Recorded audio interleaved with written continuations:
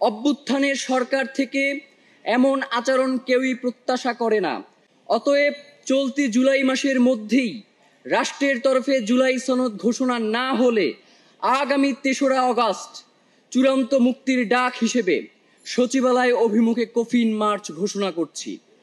জনাব, ছাত্র জনতার অভূতপূর্ব জুলাই গণ অভ্যুত্থানের মধ্য দিয়ে দীর্ঘ ফ্যাসিবাদী শাসনামলের অবসান ঘটিয়ে ৮ই আগস্ট আপনাকে প্রধান করে একটি অন্তর্বর্তীকালীন সরকার গঠিত হয়েছে, যার মূল লক্ষ্যই ছিল শহীদ এবং আহতদের রাষ্ট্রীয় স্বীকৃতি, গণহত্যার বিচার, প্রয়োজনীয় সংস্কার শেষে একটি সুষ্ঠু, নিরপেক্ষ ও গ্রহণযোগ্য নির্বাচন। অথচ অভ্যুত্থানের প্রায় ১ বছর অতিবাহিত হলেও এখন পর্যন্ত জুলাইয়ের শহীদ এবং আহতদের কপালে রাষ্ট্রীয় স্বীকৃতি জোটেনি।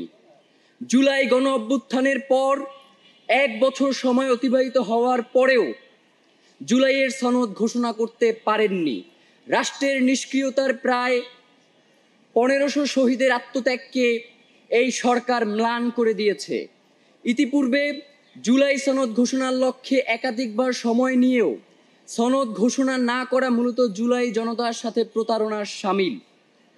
অভ্যুত্থানের সরকার থেকে এমন আচরণ কেউই প্রত্যাশা করে না। আমরা বাংলাদেশের জনগণ রাষ্ট্রের এমন উদাসীন ও কাণ্ডজ্ঞানহীন কার্যকলাপে অত্যন্ত আশাহত হয়েছি। অতএব চলতি জুলাই মাসের মধ্যেই রাষ্ট্রের তরফে জুলাই সনদ ঘোষণা না হলে আগামী ৩রা আগস্ট চূড়ান্ত মুক্তির ডাক হিসেবে সচিবালয় অভিমুখে কফিন মার্চ ঘোষণা করছি। যেহেতু জনতার রক্তের দায় নিয়ে গঠিত সরকার জনতার জন্য বিন্দুমাত্র ভূমিকা রাখতে পারছে না, সেহেতু উক্ত কফিন মার্চে আপনি সহ প্রত্যেক উপদেষ্টার জন্য একটি করে কফিন বরাদ্দ থাকবে, যেই কফিন বহন করবেন জুলাই শহীদদের বাবা মায়েরা। আমরা গভীরভাবে প্রত্যাশা করি আপনারা সেই কফিনে চড়বার আগেই জুলাই সনদ ঘোষণা করে হাজারো শহীদের রক্তের ঋণ মেটাবেন।